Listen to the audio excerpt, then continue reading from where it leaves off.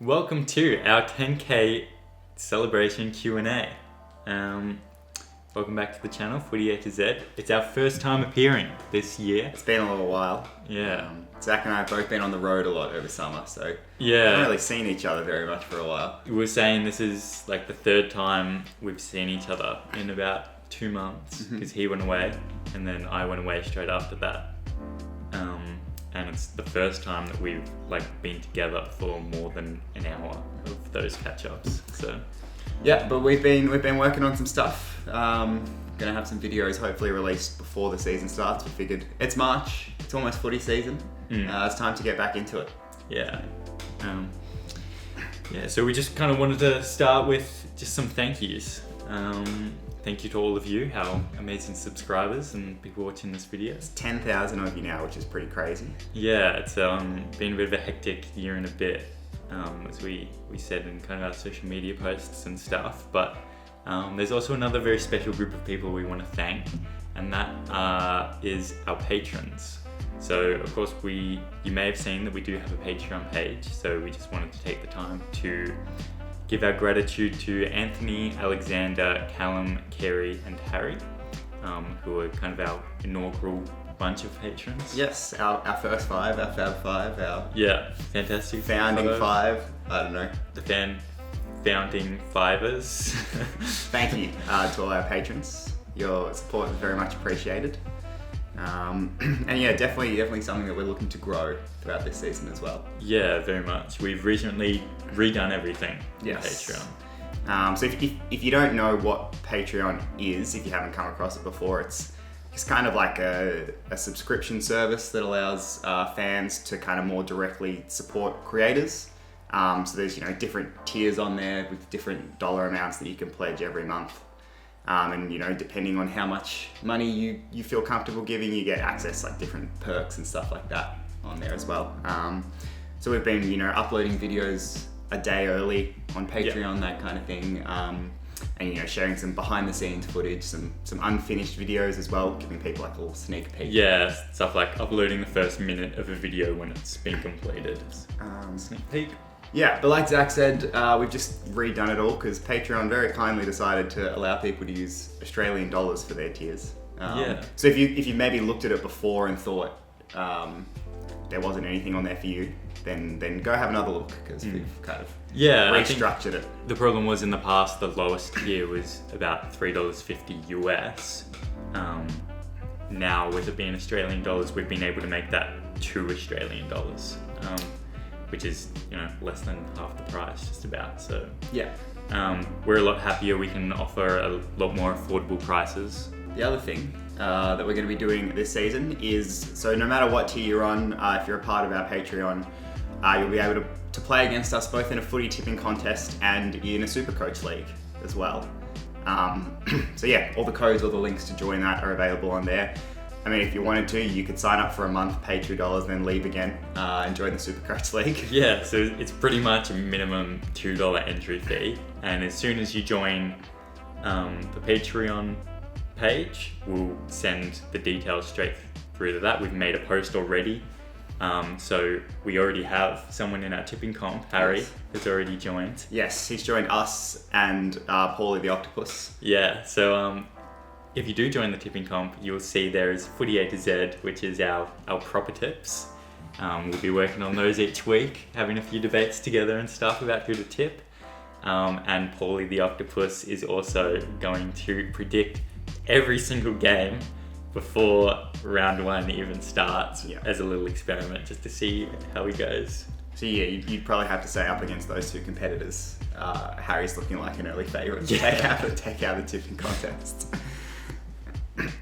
We'll have some SuperCoach related content hopefully up on the channel in the next couple of weeks as well before the season starts. We have a few people asking about that. One of the great things about Patreon is it's all about not only how can your followers support you, but how can you also give them something a little bit extra.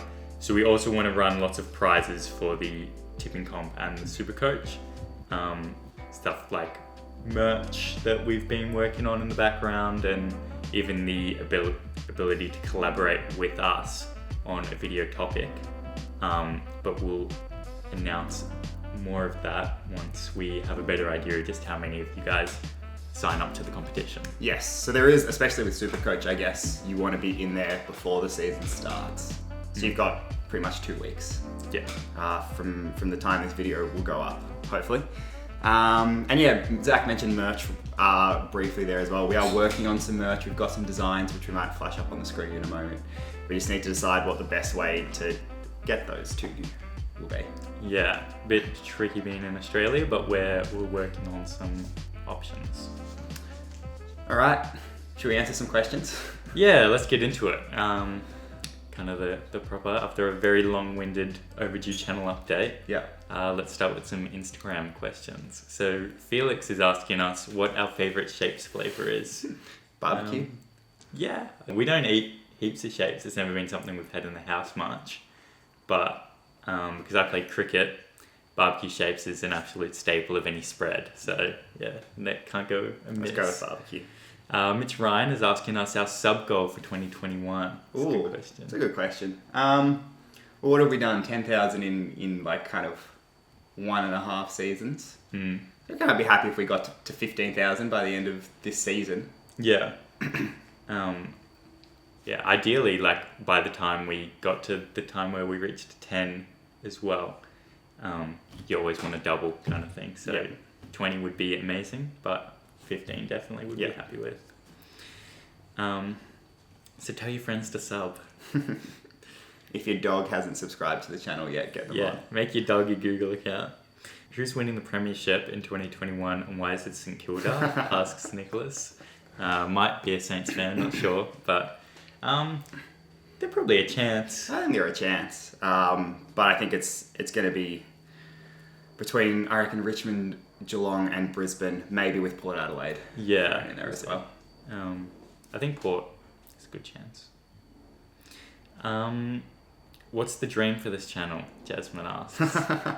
I guess it's kind of hard to know what like the dream is. I guess the dream would be able to just... I guess we're kind of like at a dream right now. Yeah. It's just to have some subscribers and some people who watch our videos. Exactly. That's all we ever really asked for. Yeah, I don't know. I guess in terms of short-term goal is I want to be able to get the channel to a place where, like currently we both study full-time and work part-time. Yeah. Where you can still study full-time, but part-time work is just the channel. So that would be very nice. Yeah. Ben is asking top 5 most passionate, loyal and loud team crowds in the AFL. Richmond has to be up there. Yeah, I mean, it's a tough one. 100,000 members. I haven't been to every home ground in the league. As from what you see on TV, Port Adelaide. Yeah, been there as from well. all reports, Optus Stadium for a West Coast home game. It's pretty feisty. Collingwood games are always pretty nasty. As Tigers fans, we've been on the wrong end of some pretty nasty Collingwood crowds in our time. So very loud. One more. I don't know. Probably any other big Melbourne club. Yeah, or even go to Adelaide or Fremantle. Yeah, as true. well. Just kind of any crowd probably that has the ability to pack out their home stadium is always going to be pretty hostile and passionate. Yeah. On a Friday night. I would say that prelim final, even more so than the grand final, the prelim final we played against the Giants. Yeah. When there was 90,000 Richmond fans there. That's probably the most insane football crowd that I've experienced, which is so one-sided. Very true. Cardi is asking most challenging thing about making videos. Being organised? I don't know. Yeah. I guess just the most challenging thing is especially during like the uni semester, it's just, finding the time to work on the videos, I guess, in amongst everything else that's happening in our lives. Yeah. It's a shame that it's not always something that's like, if you have a spare 15 minutes, then you're going to be able to quickly use that to achieve a whole bunch of stuff. Yeah. It's like you need a bit of dedicated time to sit down and do it. Ben says that this question is for Footy_A, which is you. Apologies to Footy_Z, which is me. Which player do you see game style similarities with? So which AFL player do you play like? Right. That's a very good question. I mean, I haven't played for a few years. I was saying to Dad the other day, the last season you played properly, you were like my age or younger than me Yeah. than I am now. That's crazy. Yeah. That's very crazy. I guess I was always more of like a wing type mid player. I don't know, maybe someone like Zach Merritt. Yeah. Who's our favourite team? Richmond, we said before. Yes. To code word. Yeah, there are a few questions I think on here that we answered in our last Q&A as well. So maybe if you hadn't had, there's 9,000 of you that weren't around last time we did that. So Yeah. if you haven't had a look at it already, we talk a lot more about like being Richmond supporters and stuff in that video. And Mitch Bates asks our favourite shin boner. Probably used to be Ben Brown. Riff. I'm a big Ben Cunnington fan. Yeah. He doesn't. Definitely one of those underrated players around the league. Jai Simpkin, I think, is kind of a cool young player. Yeah. For the future. But yeah, anyways, that wraps up the Instagram questions, and now we're gonna shift on over to YouTube. If you do want to be a part of any stuff that we do on Instagram, then chuck us a follow as well. We often post little polls about, I don't know, things that we're doing. Yeah. And little, I don't know, specials and stuff that we might make. Anyways, Marcus asks our favourite band. Completely left field and not about footy, but who cares? It's a good question. That's a very good question.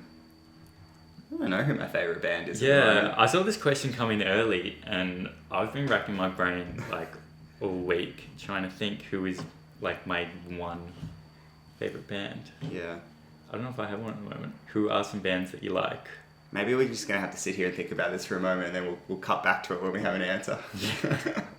My favourite band at the moment is a band called Barefoot Bowls Club, because my friend Astrid is the singer and she's amazing. Cool. Shout out Astrid. Single lover. Who is the worst player to have played in a premiership team? It's a bit harsh. Yeah, I mean, we were kind of saying before, it's like, if you play in a premiership team, you're not necessarily a bad player. You have to be doing something right. And the fact that you've won a premiership, does that just like automatically lift you up in status and you're no longer a bad player? Yeah. One of the more unexpected ones, I think, was Mitch Morton, who played in Sydney's premiership team in 2012. Yeah. Who left Richmond, went to Sydney, didn't get a game until like right at the end of the year, and just happened to find himself in the team for the grand final. Yeah. It's a bit of a random one. Very unexpected. And we're like, what's Mitch Morton doing playing for Sydney? Yeah. I guess you could even go to someone like Marlon Pickett as well, who's like, he's not necessarily the worst player to have played in the grand final, but to play in the grand final his first game. And he's still just like a largely unproven player, but he's played in 2 premierships and like not even 22 games or something. Crazy. Biggest riser and faller for 2021. Biggest faller might be the Pies. Yeah, I was going to say Collingwood. Yeah. As well. Biggest riser, I don't know, maybe Carlton. We've been trying to get Carlton up the ladder. I don't know necessarily this year, but probably over the next 5 years, then I would say Gold Coast will be the biggest riser. Yeah, that's probably a good call. Based off what we saw last year.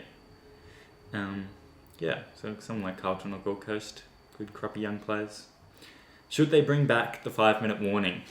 Yes. 100% yes. Do you remember the 5-minute warning? I do. But I don't know, because then would you want it so the clock counts down normally, but once it gets to 5 minutes, it just goes off and starts counting upwards instead of counting down? Yeah, so that's what it used to be. Right, okay. When there was 5 minutes to go, it would switch to counting up in the last quarter. Okay, that would be awesome. I rewatched the West Coast Sydney Grand Finals for the video that we made with Jesse from True Footy. And I quite enjoyed having the 5-minute warning. Very nostalgic. Yeah, and even if you're at the footy, the sheer sense of panic that you have in a close game is awesome. Yeah. When you don't know when the siren's going to go. It's one of the unique things about being there live is that you don't know how much time's left. And I kind of enjoy that suspense. Yeah. Favorite player from a team you disliked? Well, we always liked Melbourne as a second team because they seemed kind of relatable to us when Richmond were bad. Yeah. And we really liked Jeremy Howe when he played for Melbourne. That's true. Then he went to Collingwood. And it's still hard not to like him. And we still like him. Yeah, so probably Jeremy Howe. Great to watch. Yeah. Do you think AFL should introduce spirit of the game rules like cricket, i.e. unfair play rules? An example of this is shepherding the man on the mark.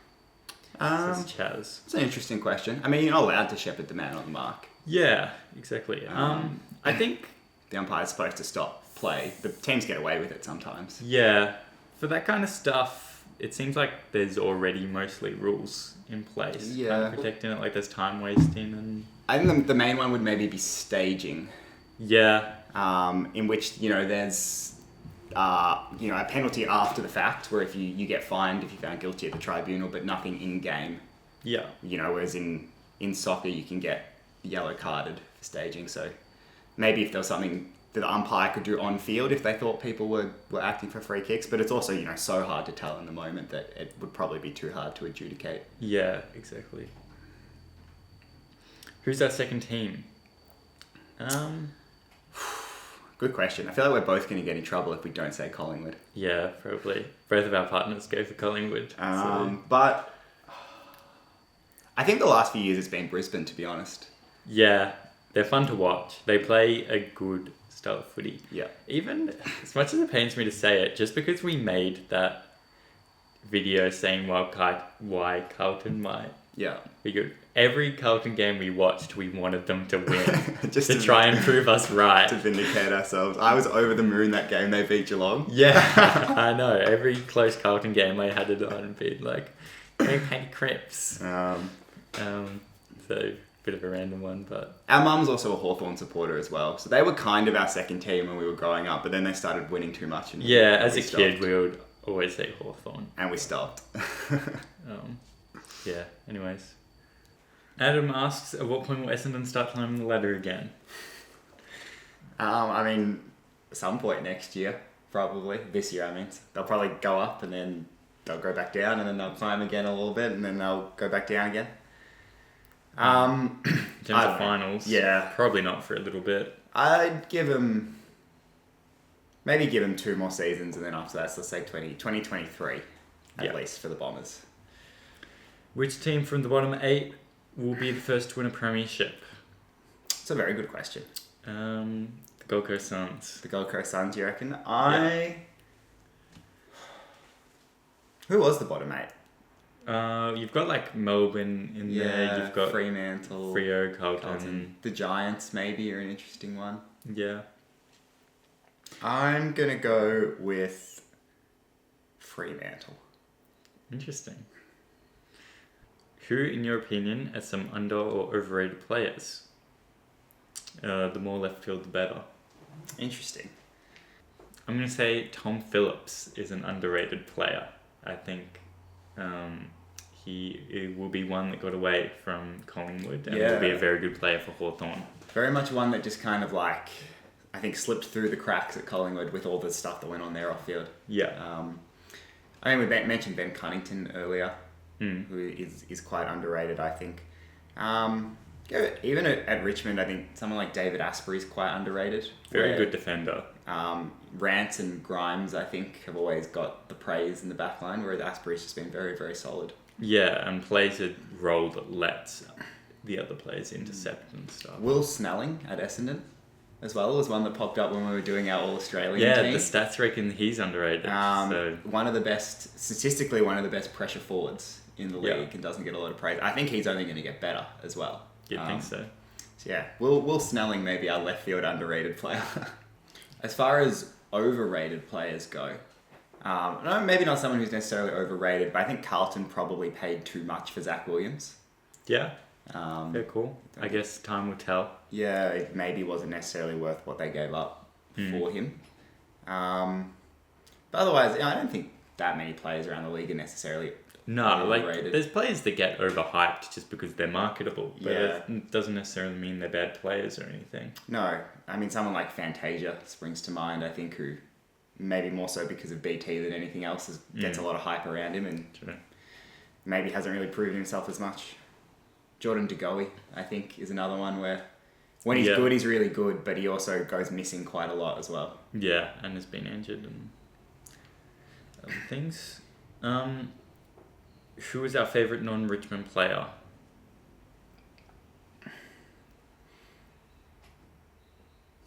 Tom Mitchell? Maybe Tom Mitchell. Jeremy Howe. Jeremy Howe. Hard to go past him. Don't know. Who else? Tom Papley. Love the Pap. We have this running joke where we make it, whenever Tom Papley does anything, we make as many like plea jokes as possible. Like Papley kicked a snaply. Yeah. And looked very happily. Stuff like that. So we have a bit of an affinity towards him for that. Yeah. Yeah. Alright, back into recording mode. Which teams have the best mid-forward and defence, and which teams have the worst mid-forward and defence? Interesting ones. I think Cameron going to Geelong, when you look at Hawkins, Cameron, and then potentially Dangerfield, all in a forward line together. People like Isaac Smith or Sean Higgins rolling through half forward. Brian Myers, dangerous player. Even Gary Rowan pops up. Yeah, exactly. And Dale House for a bit of pressure. Yeah. So I'm going to say Geelong is the best forward line. One that maybe we'll have to, wait to be seen is the Western Bulldogs midfield could be immense this year. Yeah, I guess we'll see. Like everyone thought West Coast last year was just going to be outrageous, but maybe they just took a bit to get the right mix with Tim Kelly and settled in. All of their good players. So I don't know. I see Treloar as the kind of player who's just going to go in and do what he does. Yeah, so kind of thing, and Treloar, it'll just be better. Dunkley, Bailey Smith, McRae. Yeah, it's a very good midfield. The only thing is if you count the ruckman in that, in which case that's maybe where their midfield will be let down a little bit. But Tim English is getting better and better. Yeah, and Stefan Martin should help him out a little bit as well. That's true. For the worst, we thought maybe just Adelaide might have all three potentially. I think Fremantle looked a bit weak up forward last year as well. I think Fife ended up playing a lot more time forward because of that. So maybe Adelaide, I think, particularly their midfield now has been gutted out a little bit. Rory Sloane's quite old. So you potentially even just toss up Adelaide, Freo, Sydney and North Melbourne, and if you had a closer look at those four teams, you could probably work out which has the worst for each one. Yeah, maybe just off the top of my head, maybe North for defence, Adelaide for the midfield, and Fremantle up forward. Yeah. But they're all teams that will improve as this year goes on as well in those areas. Do we think Port will win a prelim this season? Maybe. Like they could easily. I think if they get one at home again, then they will. Yeah, good call. The only reason they really lost was because they just came up against Richmond, who were the best team. Even in that game, they had chances. Yeah. Inaccurate kicking from memory. Hurt them a little bit. So do you think Port will win a prelim this year? I'm going to say off the top of my head, no, I don't think they'll make the grand final, but I wouldn't be surprised at all if they did. I think they will make the grand final. I'm going to say there you go. We'll watch this space. We'll be back here at the end of the season. I just think Alir joining them makes them a lot stronger. Yeah, that's a good point. I think a good vid to talk about, this is from Gary, would be the ever-changing rules of the AFL and what the AFL is trying to get out of the changes. Are they making them purely to stop coaches being clever? I loved the rush behinds without being under pressure, or a flood to half back to try and save the game in the dying minutes. What are your thoughts on the rule changes? Do you think the coaches should have more choices? I think the rush behind was something that had to be changed. It was getting too easy for teams to just kill games. Yeah, I think it was detracting from the spectacle a little bit. And if you go back and just look up Joel Bowden rush behinds or Luke Hodge rush behinds, you'll see some convincing arguments as to why that had to be a change. As far as, the part of the question where it's like, are they making the rules purely to stop coaches being clever?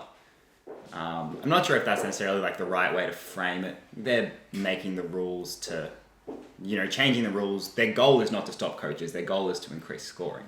Yeah. And coaches will always just naturally adapt to whatever rules and frameworks that they're given. Yeah.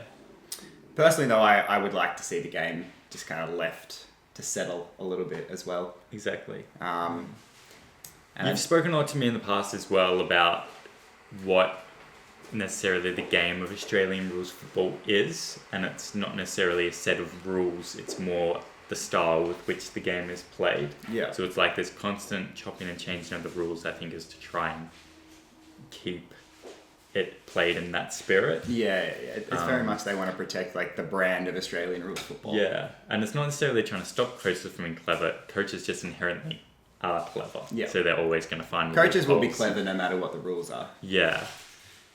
And I don't think that's necessarily something you can ever stop. There's No. always going to just be new ingenuity and new tactics, and I think that's kind of part of the beauty of it as well. But if the thing that has annoyed me most about the rule changes recently, I think we've talked about this before as well, is all the increase it's led to in 50-metre penalties.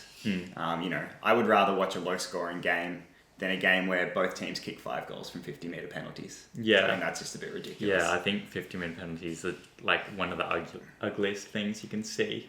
I mean, they're necessary sometimes, but they're For ugly sure. when someone runs 2 metres away from a guy and then all of a sudden the other team gets to kick That a goal. changes the match. Yeah. Do you consider making videos to people who are new to AFL?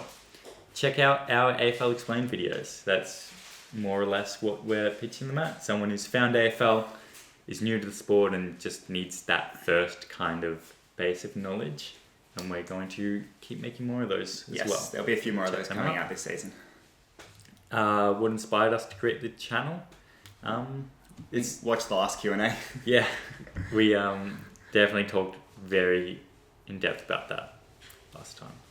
Thoughts on where Carlton will go this year? I think Carlton will continue to go up. Positive trajectory. I think they'll keep improving. Maybe just sneak into the top 8 or just miss out. Yeah.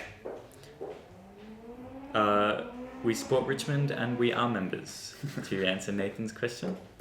How long does each video roughly take to make? I think if we just do a video, like we just in focus mode working on the channel, then we can get a video out start to finish in a week. Yeah, definitely. If we have lots of other live things on, then it takes exponentially longer depending on... The grand final What's previews done. are a good example, I think, where they get locked in on the Saturday and we have managed to get the video out by the Thursday. Yeah. So we can make them quickly if we really knuckle down. Yeah, and if we have the time to. From an animating perspective, though, it's generally about like every minute of video takes about an hour to animate. Yeah, and for a full-size person, I try and get them done drawing in half an hour, but sometimes it takes longer. What is one rule you would bring to footy to make it more exciting? What do you think? We've One spoken about this before. Yeah. One thing I want to see, which is kind of builds into what we were talking about before, it's not necessarily going to make the game more exciting, but it might make it less frustrating, is that I want there to be like tiers of 50-metre penalties or like a 25-metre penalty. So it's Right. like if you take someone out after they've marked the ball, or you throw the ball away after you've given away a 3 kick, 50 metres, like, that's just stupid. You should get a severe penalty for something like that. Yeah. But something like the protected area, it just feels like you could go from a wing to kicking a goal just because someone ran past next to you with no intention of impacting the play whatsoever. Mm-hmm. They just happened to get a little bit too close. Yeah. I think the rules improved since they brought in the east-west kind of thing. If Yeah, you're running sideways, yeah, they're definitely. more lenient. But that's something I've thought about in the past. I think one thing that could definitely make it more exciting as well is just getting a lot stricter on holding the ball. Where, kind of almost getting rid of the whole prior opportunity thing and just saying if you don't dispose of the ball, then it's a free kick, no matter if you had prior or not. Yeah. If you throw it, Takes out a lot of the debate. yeah, then it just takes away a lot of debate. And I think it would stop a lot of the congestion that forms around the ball. Best grand final you've watched?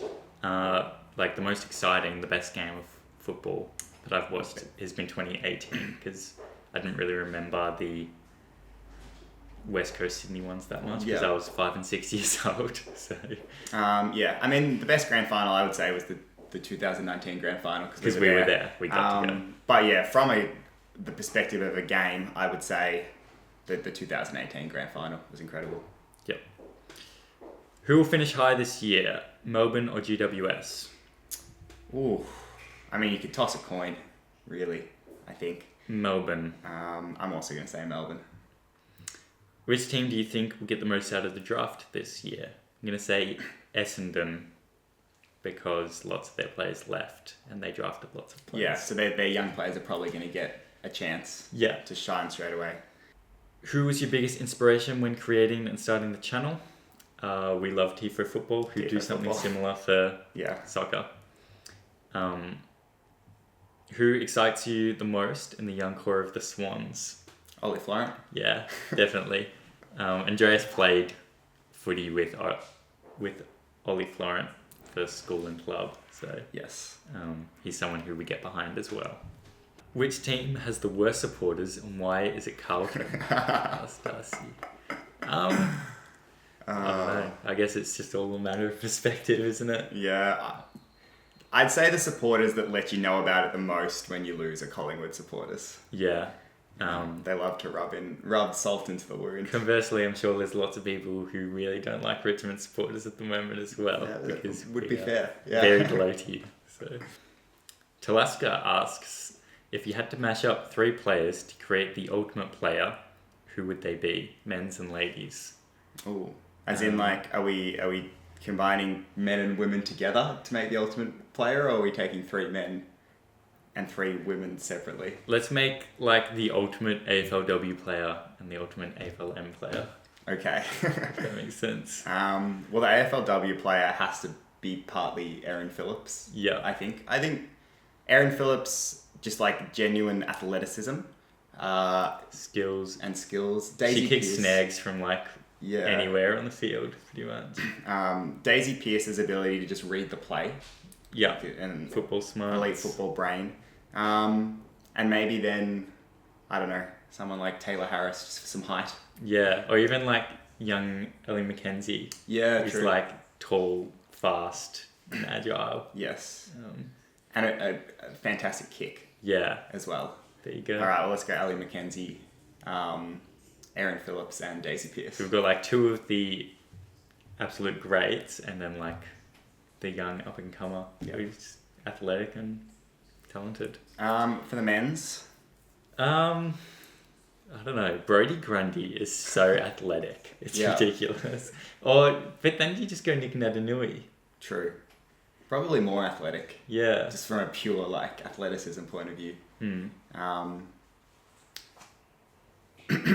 Who has the best skills then? Are you taking from a skills perspective? Lockie Whitfield is Yeah. both like extreme running capacity and skills, can kick on both feet. Yeah. Incredibly silky operator. Like, can you imagine a Nick Nadanui sized player like jumping, running strength who will run as much as Lockie Whitfield and kick as accurately? Yeah. The greatest point of all time would have been the greatest goal of all time if that were the case. Alright, so then what do we need to complete it? We've got the athleticism, we've got the skills. I think either like, I guess Nick Nack's a pretty good mark. Maybe just like the What are we missing? brute strength of Dustin Martin Yeah, as well. just the match winning ability. Yeah, the ability to just like pop up in the right place at the right time. Yeah, there's probably a lot of game sense in there and just... Yeah. All right, Dustin Martin, Nick Nadanui, and Lockie Whitfield. Yeah, powerful player. 2 very powerful players we've created there, actually. So there you go, that was a fun one. Yeah. And finally, Tiger Boys, our final question is, do you like watermelon? Why or why not? I do like watermelon. It is cool and refreshing and delicious. I, on the other hand, don't really like watermelon. I don't know, I just never really liked it. Cool. All right. Well, I think that's all of our questions. So once again, thanks to everyone for getting us to 10,000 subscribers. We really appreciate it. And we're looking forward to a very fun ride with all of you through the 2021 season. And bring on 20-minute quarters. Yeah, 21. More footy. Sweet. See you guys.